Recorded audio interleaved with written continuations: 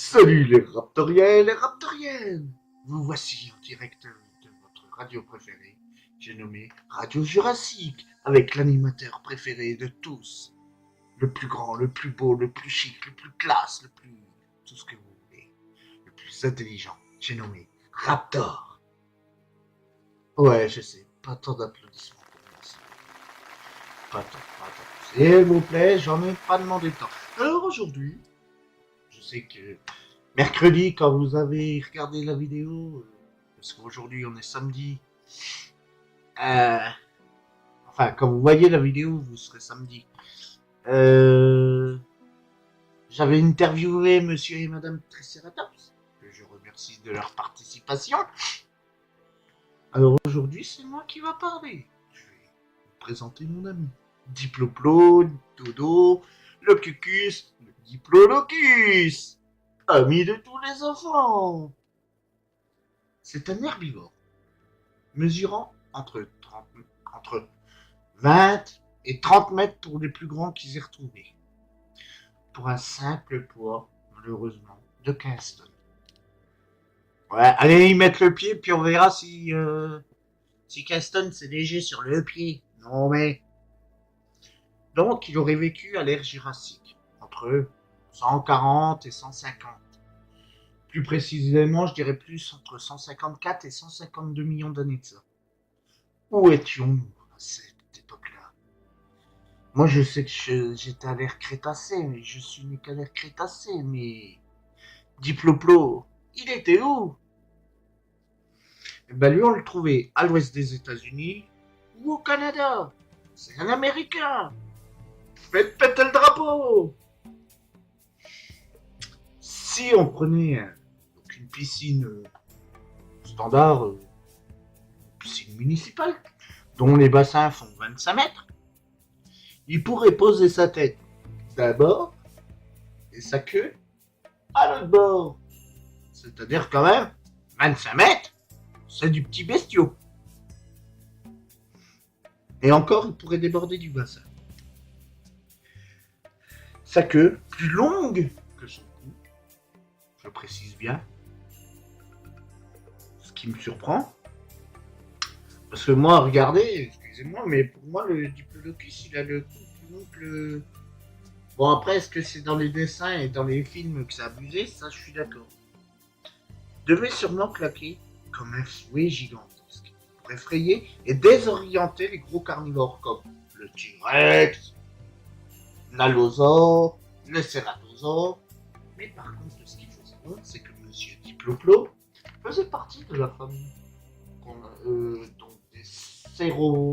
donc des sauropodes gigantesques comme le Camarasaurus, le Barasaurus, l'Apatosaurus, le Brachiosaurus, ou autrement dit donc le Camarasaure, le Barosaure, l'Apatosaure, le Brachiosaure, le Raptosaure, le Triceratopsaure. Non, non, mais là je suis parti, c'est pas la peine. C'est un dinosaure, c'est un ami à moi, donc il est très pacifique, très adoré du monde entier. Mais il passe la plupart de son temps, comme vont me dire certains dans les commentaires, comme moi, à manger. Et à penser à manger, à manger et à manger. Pourquoi? Parce que, moi j'aime manger. Parce qu'en même temps, je suis un vélociraptor. Mais chut, faut pas le dire. Alors, Monsieur Diplodocus, à sa naissance, ne mesurait qu'un mètre. Un mètre, c'est quoi? C'est plus petit que moi, je suis 1,80 m. Mais par contre, il grandissait très vite. À 2 ans, il avait gagné entre 4 ou 5 mois. Je me sens minable maintenant. Et pesait plus lourd qu'un éléphant. Je vais vous montrer une image. Mais pour cela, veuillez patienter. Merci. Alors, comme vous voyez sur l'image que je viens d'aller chercher, enfin que j'ai scanné de mon livre, hein, oui, parce que mon livre est très utile, ça vous apprend beaucoup de choses. Monsieur Diplodocus selon toute vraisemblance, et selon les chercheurs, puisque nous n'étions quand même pas à cette époque-là en train de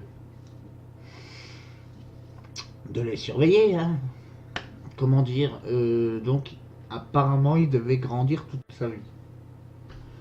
Le bordel, s'il fait 30 mètres de long, ça fait, ça, ça fait, voilà, ça fait quasiment, je sais pas moi, un peu plus qu'une piscine. Bon, après, je vais vous parler de choses, mais un peu plus dures, un peu plus délicates. Je vais vous parler du règne, de la classe, du super-ordre, de l'ordre, du sous-ordre, de l'infra-ordre, de la clade, de la super-clade, de la famille, hein, de la sous-famille. En gros, le diplodocus, pour faire court, c'est un Saurischia.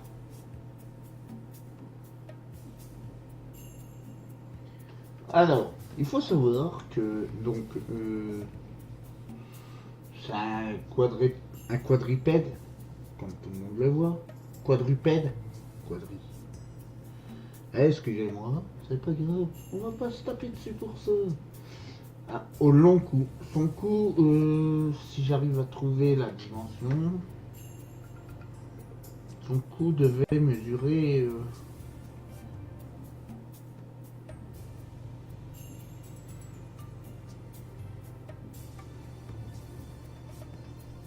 pouvait dépasser normalement les 6 mètres. Pour un coup. 6 mètres pour le coup. Non mais, c'est quoi? Ça va où? Alors la queue, elle devait faire au moins 10 mètres.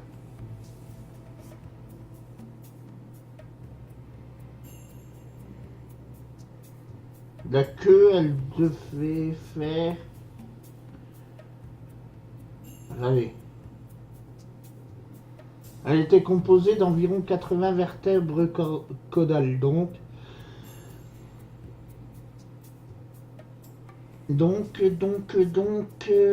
eh ben, je ne pourrais point vous dire. Mais je sais que sa queue, elle était plus grande que son cou. Donc, ouais, elle devait bien faire entre 8 et 10 mètres, sa queue. Allez, on va arrondir. On va pas s'embêter, on va pas tortiller. Voilà. Monsieur Diploplo, par contre, lui. Ah, alors, cela va vous surprendre ce que je vais vous dire. Mais les œufs de Diplodocus sont beaucoup plus petits qu'on ne le pense. Comment un mètre pouvait-il tenir, on va dire, dans un œuf de poule? Mais ceci est très simple à expliquer. Je vais vous dire pourquoi.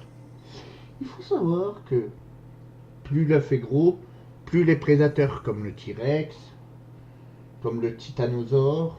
Attendez. Non, pas le titanosaure, qu'est-ce que je dis? Donc le T-Rex, enfin tous les carnivores, plus l'œuf est gros, plus ils ont envie d'aller le chasser, plus ils vont le manger. Donc des petits œufs vont faire en sorte d'être plus facilement protégés pendant la nidification. J'espère qu'avec tout cela, mon ami Diploplo, Dodo, Cucus, monsieur Diplodocus, vous aura appris beaucoup de merveilles. Et vous emmènera, vous transportera, je dirais, dans le monde merveilleux des dinosaures. C'était votre animateur préféré de tous, j'ai nommé Raptor. À bientôt pour un prochain épisode. Merci. Au revoir.